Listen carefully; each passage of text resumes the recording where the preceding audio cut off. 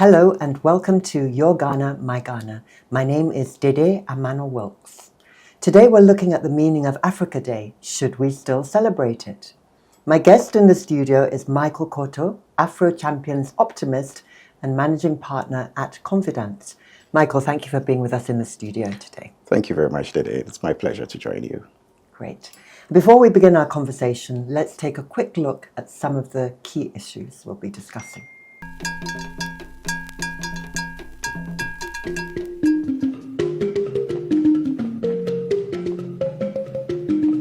Africa Day commemorates the formation of the Organization of African Unity, OAU, now the African Union, on May 25, 1963. The OAU aimed to promote unity, solidarity, and cooperation among African states for decolonization, development, and an end to apartheid. The founding members included leaders like Kwame Nkrumah, Julius Nyerere, Gamal Abdel Nasser, Jomo Kenyatta, Kenneth Kaunda, and Haile Selassie, who became its first chair. Today, the African Continental Free Trade Area, AfTA, aims to achieve economic integration among African states. The agreement has protocols on trade, investment, intellectual property rights, competition policy, digital trade, women and youth in trade, and it identifies goods for liberalized market access. However, despite the initial enthusiasm, little meaningful trade has occurred under AfTA, and sector linkages are yet to be created. Small-scale manufacturers in Ghana, for example, have faced difficulties exporting through AfTA due to logistical challenges and an unresponsive secretariat. The rules of origin also pose a challenge, as they require a level of local content that can be difficult to achieve. Despite these challenges, Afro Champions optimist Michael Koto believes that Africa Day is still worth celebrating, as it reminds us of our shared struggle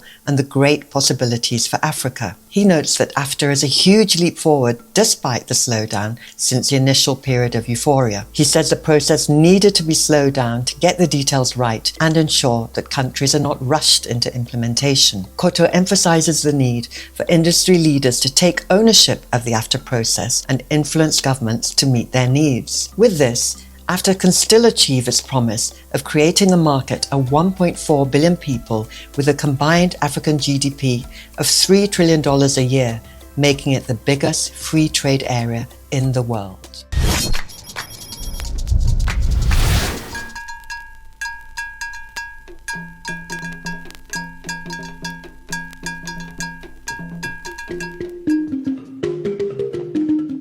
Africa Day commemorates the formation of the Organization of African Union, the OAU, now the African Union, on the 25th of May, 1963.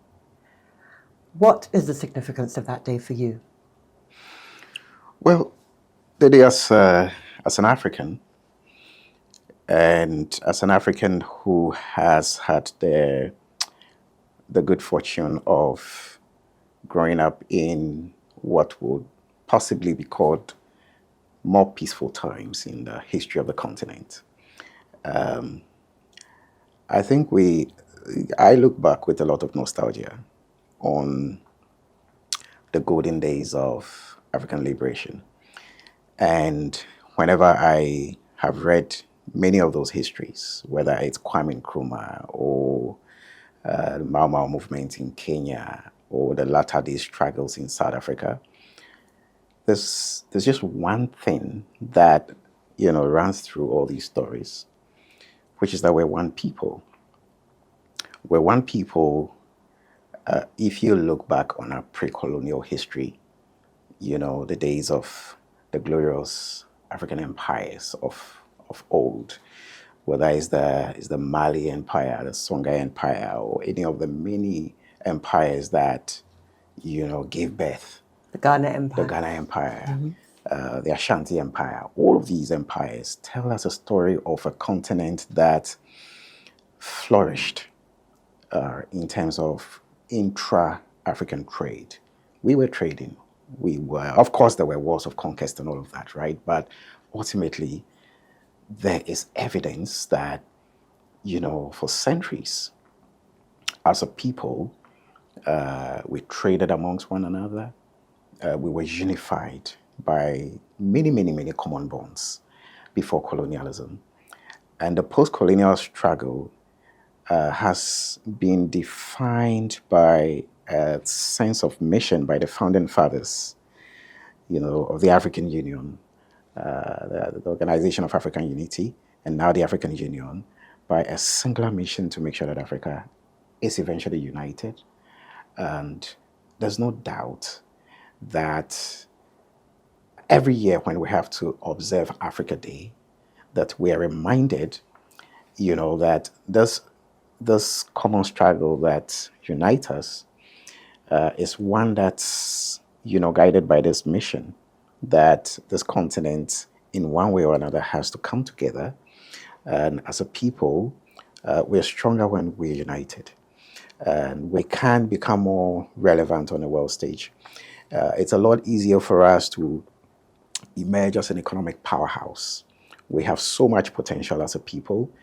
The main reason why we're not able to fulfill this African potential is because we are disunited on the economic front. Many small fragmented economies. If you put Africa together as one big economy, with a GDP of over $3 trillion, that effectively puts us in the 10 biggest economies in the world, right?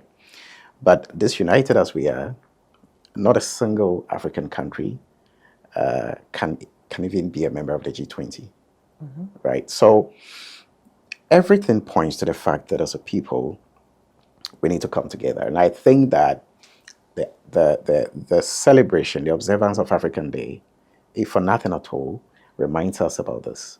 Because it's very easy to forget, every day, every country, we're all sort of toiling in our struggles. But at least once a year, right? There's something that reminds us that we're one people.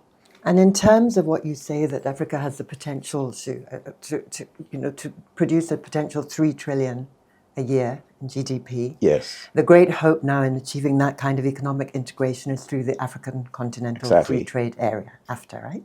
5 years ago, there was so much excitement. Yes. There were a lot of meetings. I used to see you in all of those meetings with your, can I call him your partner in crime, David Ofosu-Dorte. Yes. I used to see you in all the meetings, and there was so much buzz about the AfTA, the African Continental Free Trade Area, as country after country lined up to first sign and then ratify the agreement. But now there seems to be a great slowdown, and some critics argue that very little trade has been achieved under the AfTA. What's your take on that? Well, there was a lot of euphoria, no doubt, 5 years ago when 44 presidents and heads of states signed, the AfTA agreement. And I happened to be in the room that day in Kigali when the 44 heads of states signed the agreement. Kigali, Rwanda is where the agreement was signed. Yes, and I happened to be in the room when it was signed. And I was struck by just the sheer number of people who were shedding tears. People were emotional. Presidents. Just the delegates, when the presidents were signing. It was a remarkable moment. It was one of the most profound moments of my life. So there was a lot of expectations.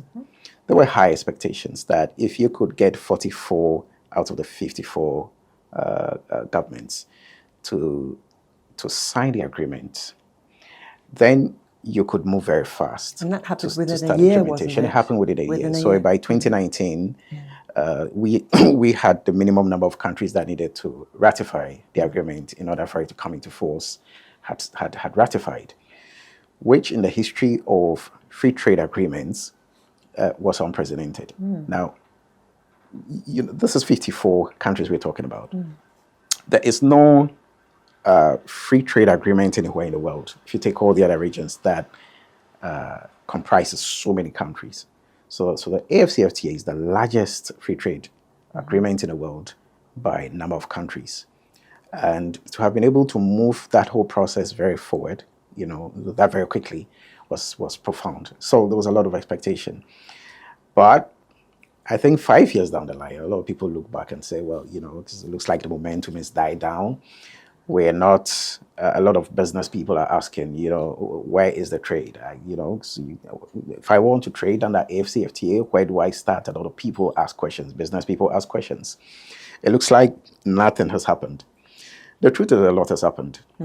Tell us over the last 5 years. A lot has happened. A lot has happened because after the signing, you needed the countries to ratify for it to come into force. And then the countries now have to go into negotiations. And the negotiations are a very, very tedious, very detailed, legalistic process. If you have 54 countries, and each one of them has to come in and negotiate the products that they want to trade, the service lines that they want to trade, and then negotiate the tariff lines. Mind you that the AFCFTA has multiple protocols, and each of them have to be negotiated. You have a protocol on goods, protocol on services, protocol on competition policy, protocol on intellectual property rights, there's a protocol on digital trade, there's a protocol on women and youth, there's a protocol on dispute settlement.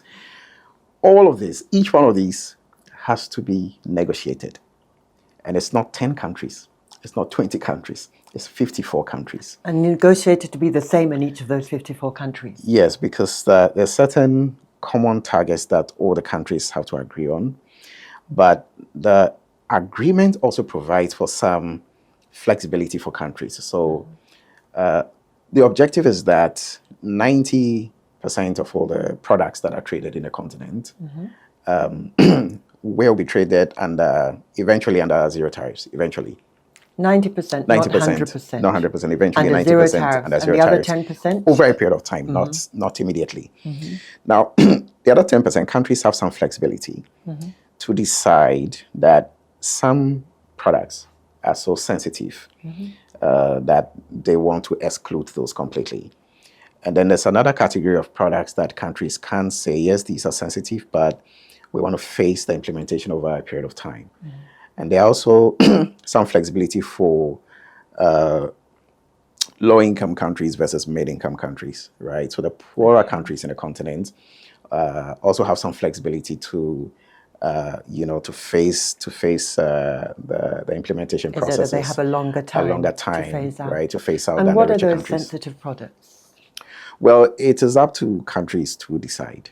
So that flexibility is provided for countries to decide that, well, in these product categories, we think that it's either so sensitive to our national revenue earnings, or it's so sensitive in terms of employment. We have an over-concentration of our people in these sectors, and therefore, if we phase down the tariffs and open up, access to those sectors instantly, and we're not prepared, we think that there'll be some shocks that we might not be able to adjust to. So, and all of this. Some products are protected, are they? Special products like Kente, isn't Kente protected under? No, under textiles. I mean, I can't talk, to specifics of Kente, but textiles are among the products that are traded. There should be no reason why Kente should be protected, because you want to trade Kente across the continent.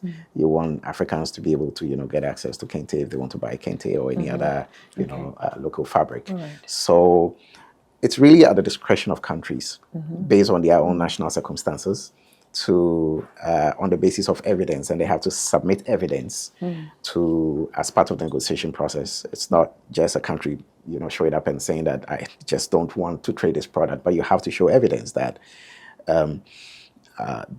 there will be undue shocks, adverse shocks to either my national, either my revenues or my taxes, or or to employment if I open up immediate access to these markets. And therefore, I want to make the case to be allowed to face, the gradual opening up of certain sectors, in my economy. The idea is that if a country gets this granted, then they will, over that period of time, take measures that will prepare the country, that will prepare the particular sector to be able to now open up to trading, with the rest of the continent. So You don't just say, okay, you have 13 years to open up a particular sector, and then you just sit back for 13 years, and 13 years comes and you have to undertake measures. Gradually, So gradually. progressively. Exactly. So certain, the AFCFTA Secretariat, I am aware, has worked closely with some stakeholders to put certain measures in place. So, for example, the Afro-Exim Bank, in partnership with the AFTA Secretariat, is rolling out what they call the AFCFTA Adjustment Fund. Now, that is a fund that is being established to enable countries that have or countries that anticipate that there will be certain shocks, certain adverse economic shocks to certain sectors of their economy as a result of opening up trade and after, to access the fund to build capacity either of workers in those sectors to adjust to the changes that will happen, or to build up capacity of their businesses, SMEs, to be able to be more competitive. Or if it is tariff, shocks to revenue, to be able to access the fund to provide some temporary adjustments to, say, if there are major losses in revenue, tax revenues or import duties, right? They can use some of those funds, to temporarily adjust, whilst they build capacity. So these are examples of initiatives that are being undertaken to help countries that are less competitive and which anticipate that they could suffer some shocks, to adjust, just basically to adjustment mechanisms. So as we speak, most of the tariff lines have been negotiated. Over 80% of all the products that have been earmarked to be traded under AFTA have had their tariff lines negotiated. Can you explain what you mean by the tariff lines? So every country has to submit what is called the Schedule of Tariff Concessions as part of the negotiation process. So if use the example of Kente, there's Kente, we use the example of Ghana, maybe there's Kente, there's chocolate, there's some, cosmetic products.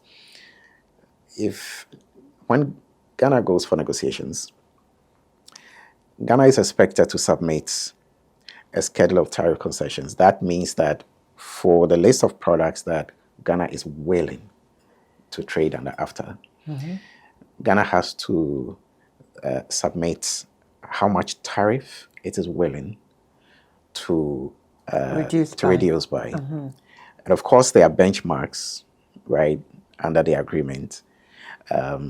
But every country is expected to submit its own, list of what they call the Schedule of Tariff Concessions. It comprises many things. It comprises just what a tariff that you're willing, right, to agree to under the broad framework of the agreement. It also includes how you want to face the implementation of the tariff over a period of time. So it's those two things primarily, and then all the countries come together. The idea is that there has to be harmonization amongst all the multiple countries that are negotiating, so that there are some common harmonized tariff lines. That whole process of making sure that if Nigeria wants to charge X% on a particular product and Ghana wants to charge Y% on a particular product, how we make sure that we negotiate the process so that there's harmonization and everybody is charging a common tariff line is a very, very long, drawn-out process. And, we have the regional economic blocks. There's ECOWAS, there's SADC, there's EAC. Many of these regional economic communities are also free trade areas on their own. Which means that they have their own negotiated tariff lines for their. So ECOWAS has negotiated a lot of tariff lines already for certain products. So that makes it easier. That actually speeds up the AFTA process. So part of what they did was that instead of all ECOWAS countries going to negotiate individually, one way that the process was accelerated was that, okay, ECOWAS countries should try and agree and submit common tariff lines for negotiation as a block. And that also helped to make sure that the tariff lines that are being negotiated align with the tariff lines that already exist within, say, ECOWAS or within, say, SADC, right? So that was a process, and you had to go product by product, and it was a very, very long, drawn-out process. So that's one of the reasons why the process slowed down. But it was a necessary slowdown, because what you don't want is down the line some countries saying that we were rushed through the process and we never really had the time to really completely negotiate. So there's been a slowdown, but you cannot not have a slowdown if you have 54 countries negotiating a trade treaty. And not all of them have ratified. Not there are all of them. about 8, are there not, that haven't ratified? About 47 now have ratified. Why as of have now. the ones who haven't ratified, what is holding them back? I mean, it's a national decision. The ratification is something that happens at a parliamentary level for most countries.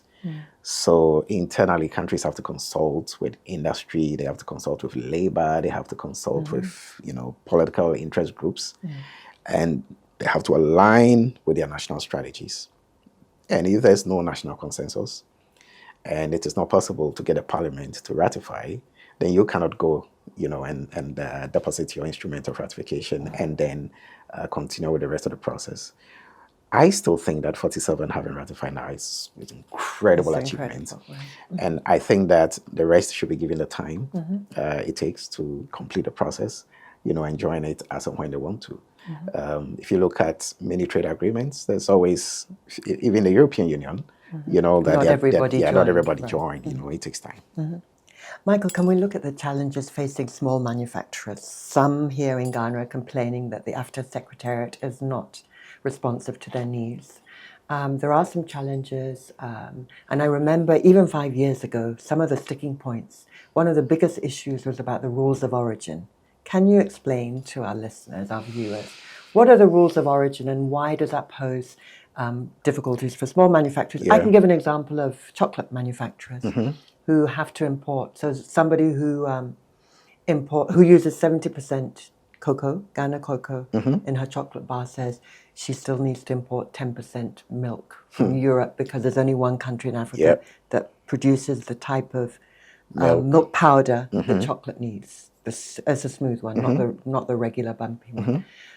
Can you tell us more about the rules of origin? Why this is such a sticky issue, and why it's also very important for Africa to have the rules of origin. So, the rules of origin simply say that if this is an African free trade area, the products that are traded should be African-made products. And what's the definition of African-made? The definition of African-made products is where the rules of origin comes in, which is that the product must be certified to have originated from a member country of the African. 100%. Not 100%. Okay. Because there's no product that is 100% made in any country in the world. So the agreement recognizes that every product necessarily requires some foreign inputs, right? And the question then is, where do you place that threshold of African inputs versus non-African inputs? That's where the question comes in. The rules of origin have been negotiated for a majority of the products under the AFTA, and they have been negotiated product by product. This is over 3,000 product categories. The reason this is important is because for Africa, this agreement is not just a free trade agreement. It is a cornerstone of the continent's aspiration to industrialize and to do more value addition and to move up the global value chain. It is extremely important to recognize this aspect of the African Free Trade Area because it is called a free trade agreement, so the perception might be that it's just for trading. It is supposed to be a catalyst to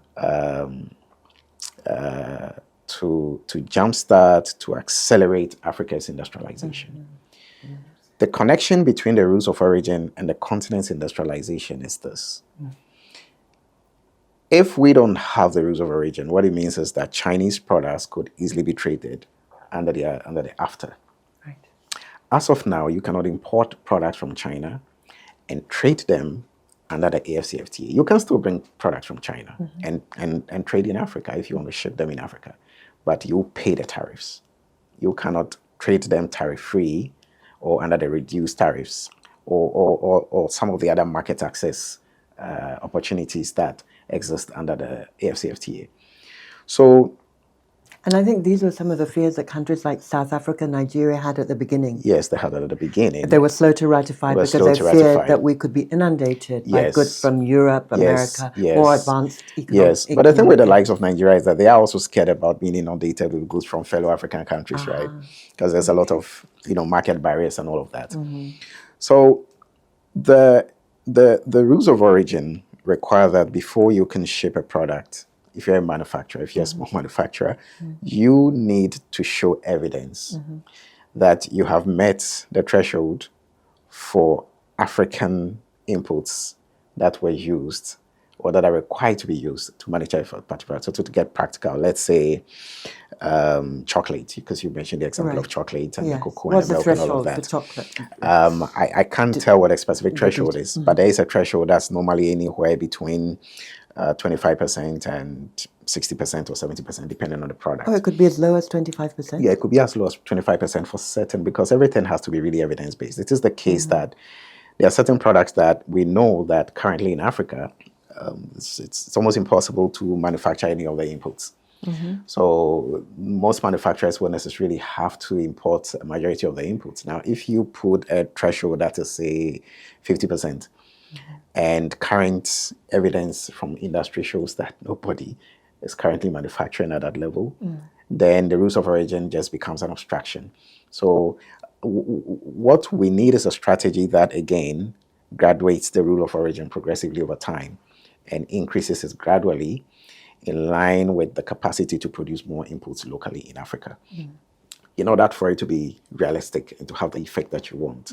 So you don't impose 90% rules of origin as a blanket rules of origin when you know that the evidence shows that majority of producers in the continent cannot even produce. In fact, there are no manufacturers of certain raw materials, of certain inputs. So it's all a very scientific process. And this is one of the opportunities that manufacturers should actually take advantage of, right? Because it means that we can do more local manufacturing. We need to source more inputs locally. So the milk example that you talk about, for example, it's an opportunity for which other African country, like Kenya, or Kenya, or any of the Sahel countries that produce that kind of milk. This is an opportunity for them, right, to all of a sudden scale up production of that critical input and start shipping it under the AFCFTA, to places like Ghana and except that it's not the fresh milk they want. They need it to be dried. So to now move to processing, we now need to process milk. The fresh milk, and and that's all value addition, and it can be done right here in the continent. So that's where investors come in. For example, some importers that used to import that from, say, Europe could realize all of a sudden that it's actually more expensive, to import that into the continent, because you have to pay more tariffs than if somebody was producing it locally and could sell it, tariff-free. It's an incentive for those importers or whoever is producing that in Europe to consider setting up a production facility in the continent. Then that creates jobs locally. Then that provides new business for cattle producers, and all of that. So it's a way of growing the value chain. And the rules of origin is the one centerpiece of the AFCFTA that we need to pay a lot of attention to. Because it is one of the greatest opportunities we have now to industrialize the continent. But the industrialization, the rules of origin are not enough to trigger the industrialization if other factors for successful industrialization do not exist. Like vision, government will, political will. Exactly. And other things like the cost of power. The cost of power is a very, very critical input in industrialization. And not just the cost of power, but reliable, stable, cheap power is one of the challenges we have in the continent. Yeah. Infrastructure. So we're getting into the area of logistical issues right? now. Right. You mentioned, governance, the right, macroeconomic and operating environment, taxes, right? And then skilled labor. These are all inputs into the manufacturing and industrial process. And you can have the best rules of origin, but if these important fundamentals are not there, it's not possible to have the industrial revolution we need. But the rules of origin is an important, element. And we should make sure that it's well designed, to be able to play its role. So there can be a stimulus. It can be a stimulus. For industrialization. Exactly. Great. That's a great point. And then the other issue that affects the small manufacturers, the question of certification between different standards boards. Like, for instance, if Ghana FDA approves something and then Nigeria says you have to get a different certificate for them, this is very cumbersome. What's your understanding of that? Yes. And the issue is with certification is that, under free trade agreements, one of the challenges is what you call the non-tariff, barriers. Because you've got tariff barriers to trade, then you've got non-tariff barriers to trade. Countries come together and sign a free trade agreement and they say, oh, we agree to scrap the tariffs. We are pro-free trade, we support this. And then they turn around and use other means to still obstruct trade. Like, for a good example is child labor. Child labor is one, they will have, like Europeans use that a lot on Africans, right? Right. But like in the cocoa sector. Yes, but standards become one of the most commonly used non-tariff barriers because your product gets to the border and they say, produce the certification. And they say, oh, well, we have a different standard for certification for the products than you have, in your country. So we don't recognize the certification that, say, the Food and Drugs Authority of Kenya has issued for a particular, tea product that you want to import because it's different from what the FDA of Ghana requires. Right. So harmonizing standards is a very, very important. Can it be done? It can be done. It can be done. And it must be done. It must be done. Because if we don't do it, then all the hard work that has gone into, negotiating new tariff lines and bringing down the tariffs and, all these protocols will not yield, the objective. So it must be done. But if it hasn't been done at the level of ECOWAS, if there's a problem between Ghana and Nigeria over standards, how can it be done continentally? Well, it can still be done. But why hasn't it been done in ECOWAS? Well, I mean, it comes down again to political will. Right? It comes down to political will. Absolutely. Yes. I mean, the countries have to be willing to enforce and implement, and they don't do it. One of the advantages of the AFTA is that we've got a dispute resolution mechanism under the AFTA, which ECOWAS, for example, doesn't have. Is that so? Yes. So if Nigeria decides to block the borders like they do every now and then, the other ECOWAS countries have no means of redress. With the exception of political dialogue.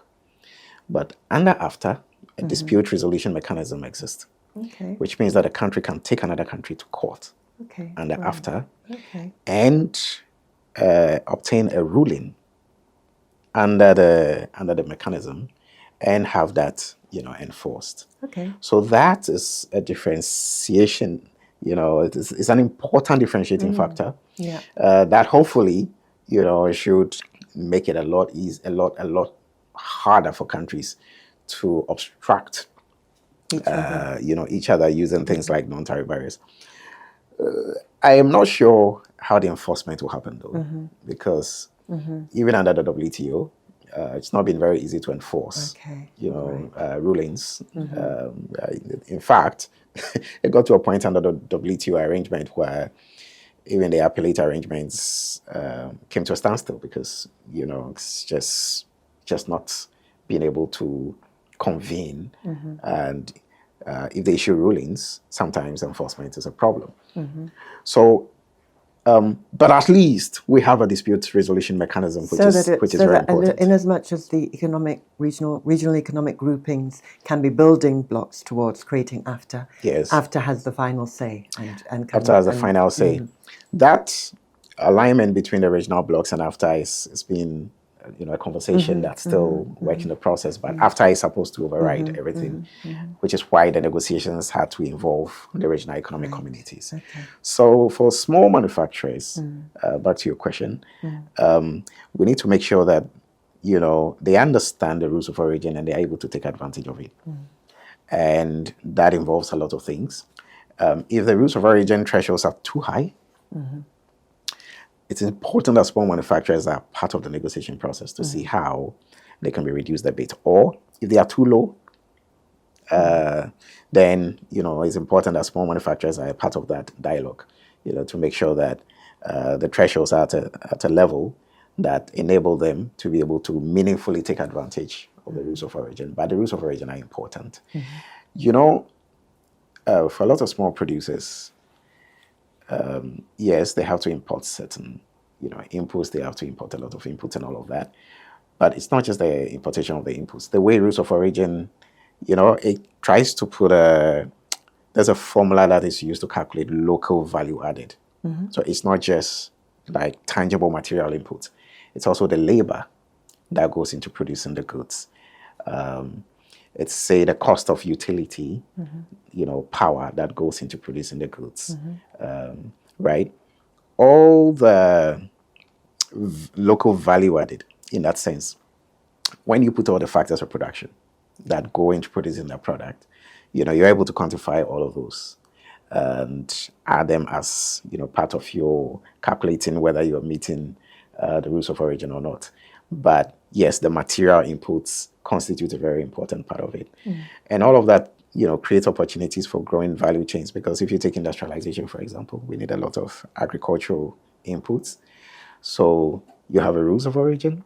It means that we need to source, from the agricultural sector. So there's an opportunity for the agricultural sector to then, feed industries, because industries are required to source from them. It also creates opportunities for other manufacturers to start producing, raw materials locally rather than import them. Ghana, for example, we did some research at Confidence a few years ago, about 4 years ago. We're trying to look at Ghana's competitiveness under AFTA. And we benchmarked Ghana to certain countries in Africa that the research showed to be very competitive in their exports and production and exports of certain products that Ghana has, comparative advantage in producing. And when we looked at all the metrics to see Ghana's competitiveness, one of the weakest areas for Ghana was over-dependence on imported inputs for production. When we took the top 10 most competitive countries in Africa, and when we benchmarked Ghana to them, Ghana was the country that was the most dependent on the importation of foreign inputs. And that high import dependency explains the volatility of the Ghana cedi, surely. Exactly. Does it? It does. Right. Exactly, it does. So we've had this challenge for a long time, and we need to do something about it. Otherwise, we'll not be able to take full advantage of things like the rules of origin. Right. So if AFTA can provide, if the rules of origin can provide that stimulus, we're much better off.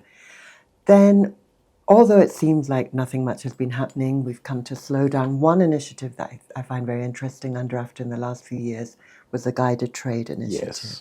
Yes.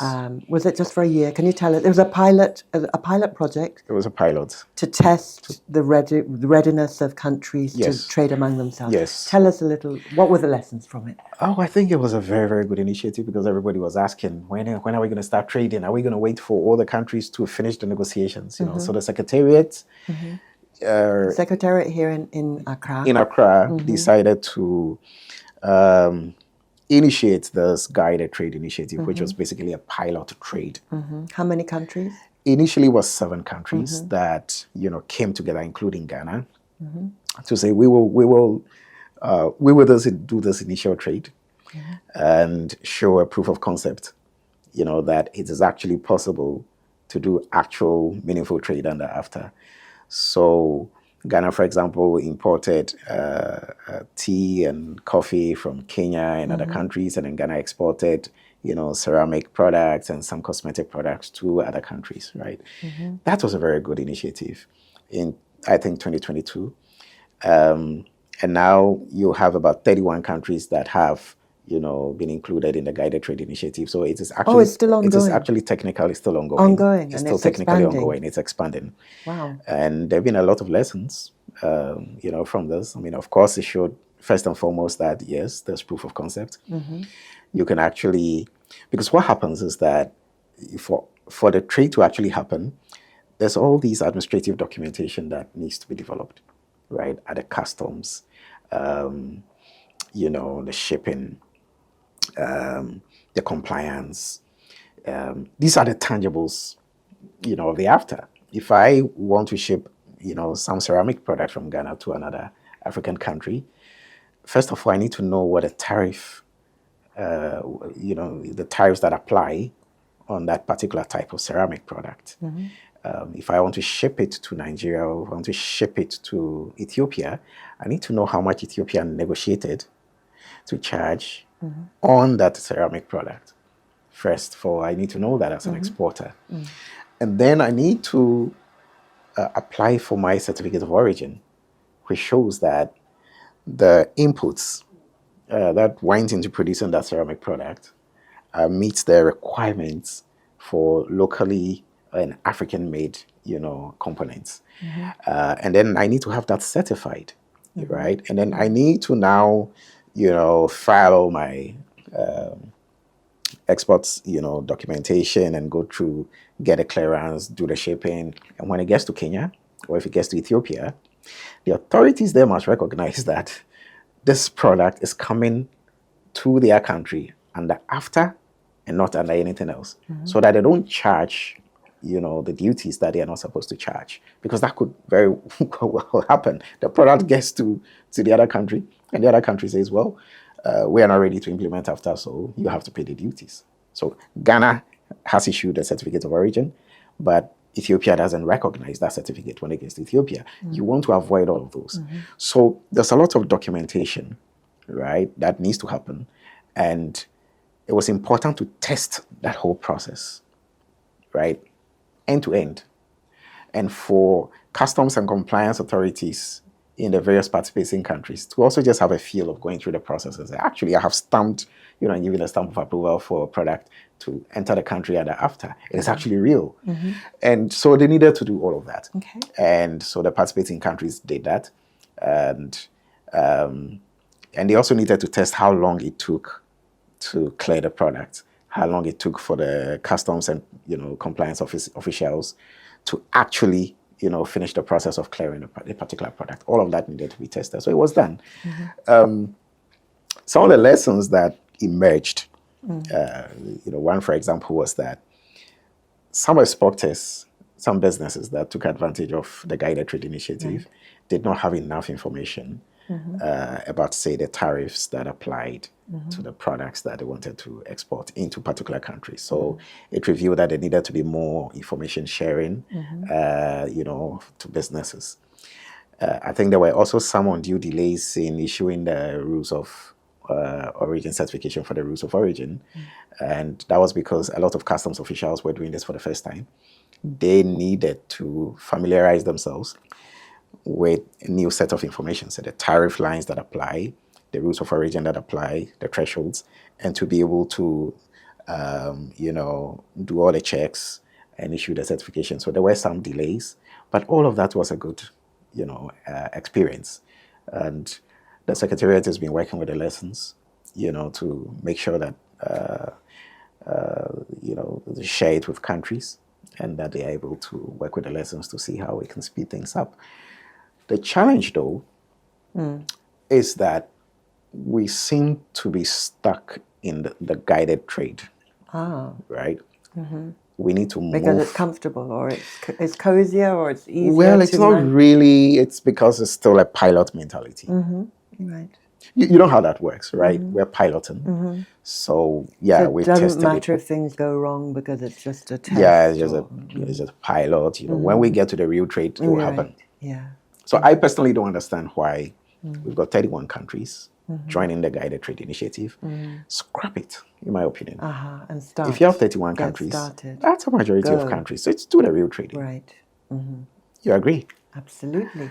And you talked about small manufacturers earlier on.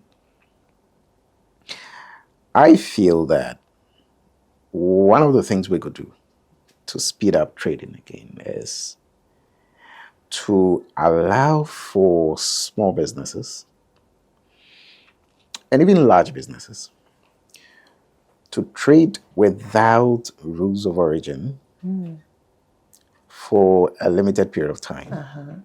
To get them started. Just to get them started. Now, there are going to be a lot of loopholes if you do that. And you're going to have a lot of products that are not completely compliant, with the requirements of the rules of origin trading in the country. I don't think that should be a problem. I think that what we need now is to accelerate the implementation process. So I've made this argument on multiple platforms, and sometimes people push back and they say, yeah, but you don't want to do that, because if you do it, then you encourage non-compliance. Open and then the it becomes floodgates. But I look at it differently. I actually think it's a lot easier to get people to comply after they have tasted it. And they are like, oh, this is good. I want to keep shipping. How do I now do the compliance, right? Rather than if they don't get to taste it and you do all the cross all the T's and dot all the I's and everything is, and then you say, hey, now you can trade because I'm done and I'm ready. People would only trade if they feel compelled, if they think that there's a reason to go through that whole process, to get certification and all of that, right? So my view is that you could establish, some sort of like cap and say, any product valued under, say, $10,000 US, can be traded under after without any rules of origin, paperwork. The only thing you need is to be able to show that a product was, has the, if it's made in Ghana, it's got a made in Ghana. Of course, anybody can put a made in Ghana stamp, right? But typically, you need a standards authority to certify the product, right. or the FDA to certify the product that is locally produced. Yeah. There are these proxy indicators for showing that at least the product was assembled locally, at the very least, or somehow produced locally. And I think it should be possible for us to have a limited period where we say everybody trade under after, under reduced tariffs, right? And after 2 years, we are going to get everybody to now start doing the compliance. We can try that. Perhaps it's a bit distractive of the process, but I personally feel that is one of the things we need. What do we have to lose? What are we trying to achieve? Right, because all we're trying to achieve is get our people trading amongst, each other. All we want to do is to compel small businesses to start looking for buyers in other African countries, to get them thinking Pan-African, when they think about markets, not just local or Europe, but they think Pan-African. Now, mind you, we're moving from a very low threshold of intra-Africa trade, 17% thereabout. We want to move it to 50%. It's going to take us a lot of effort. And if we're going to, have all these barriers, strict barriers, I think the process is going to be very, very slow. So I would say, get everybody into the market. Yeah. And then once they're in the market, you say, hey, if you want to keep taking advantage of the market, just do the paperwork. They are not going to withdraw. Right. They will do the paperwork in order to stay in the market. So get them started and stimulate them to start looking for solutions to the barriers. Solutions to the barriers, and then and all of that. So I hope that this is an idea that, will somehow... Will fly. It will fly. Let's hope it will fly. So finally, Michael, despite all these challenges, do you still think that there are good reasons, to continue celebrating Africa Day? I wish that we'd celebrate Africa Day more than once every year, to be honest, because I think we need more reminding than once a year. And even when Africa Day comes, a lot of people are aloof. A lot of Africans are not usually very aware that there's even something, like Africa Day.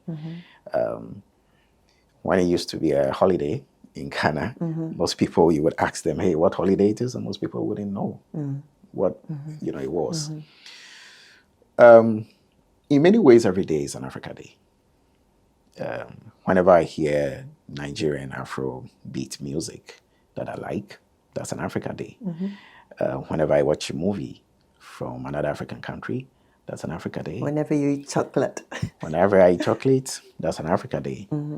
And as you know, as a consultant, I do a lot of work, in the Africa region. We've got a network of consultants in multiple African markets that we work with. We've got clients in different parts of the continent that we work with. That, for me, at a level of business owner, is what this whole Pan-Africanism thing, really means. And thanks to the internet, digital trade, and there's a protocol for digital trade and after. Africa has the most youthful population, in the world. In the world, yes. Even overtaking Asia's, right? Even overtaking Asia. Now, that gives us a very unique opportunity to use the internet, to use, digital platforms to accelerate, opportunities for, Africans, especially young Africans, to start finding opportunities in other parts of the continent. It's a very, very important opportunity that we need to curate and consciously encourage, especially young Africans, to think, continental, to think regional, to think Pan-African, because there are indeed opportunities. We're just talking about artisans from Togo, coming to Ghana, and getting work to do, whether they are tilers or carpenters or builders, right?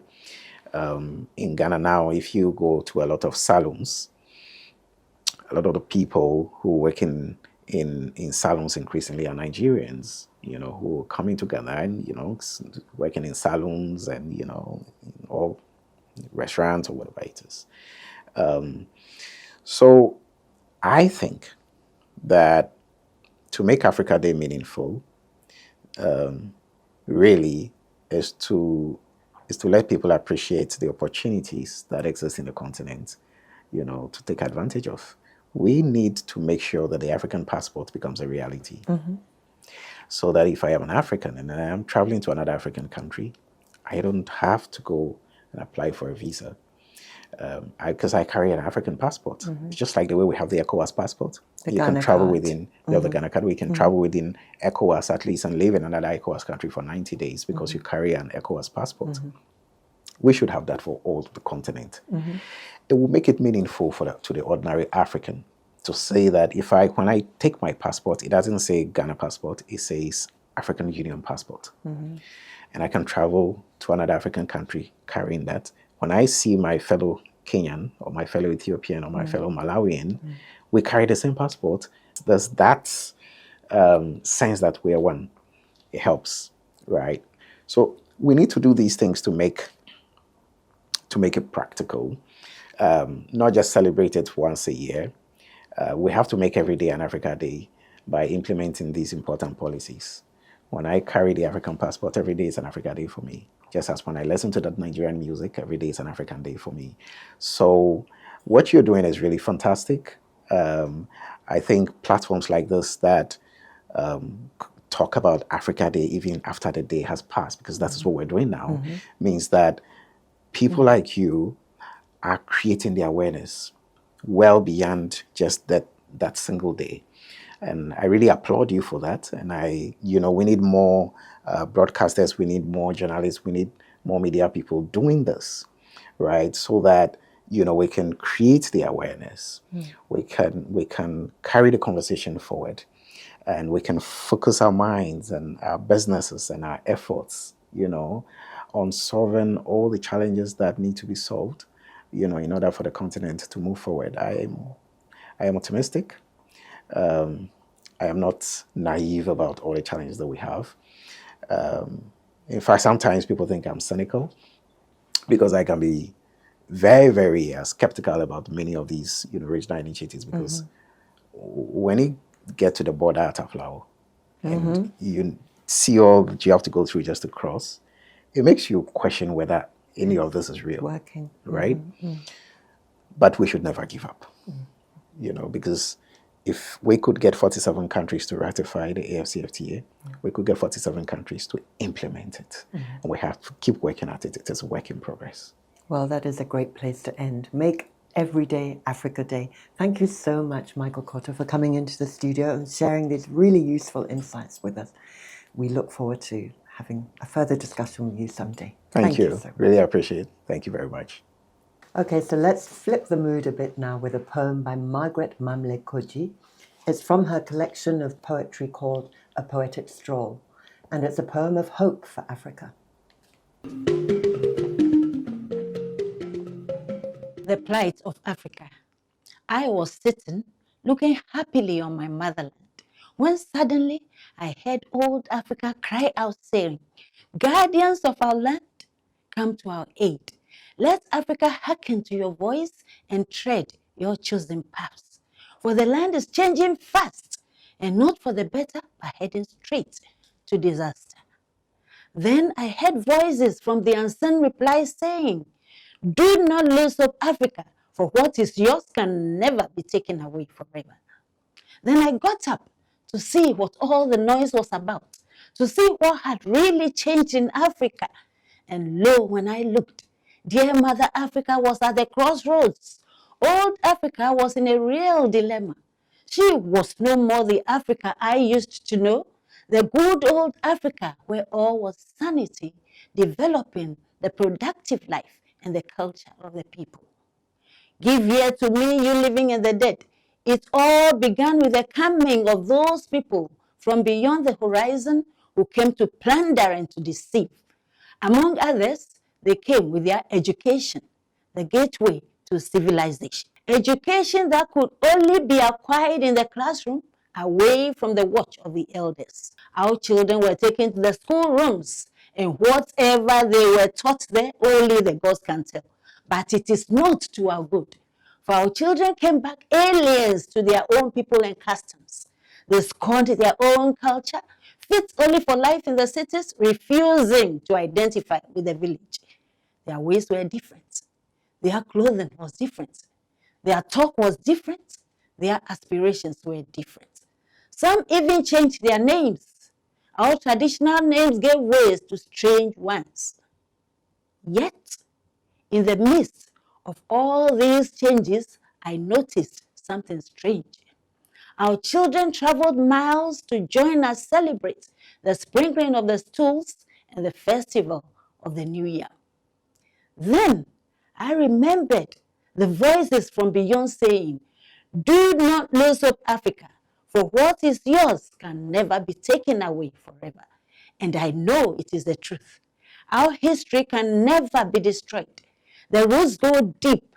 You may cut down the tree, but the roots are always there in the soil, ready to shoot up with the coming of the new rains. Do not give up, Africa.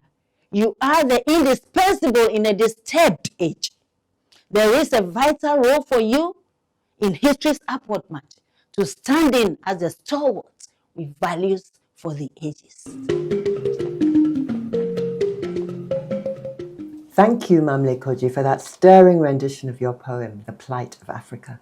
So that brings us to the end of this week's Your Ghana, My Ghana conversation about why we celebrate Africa Day.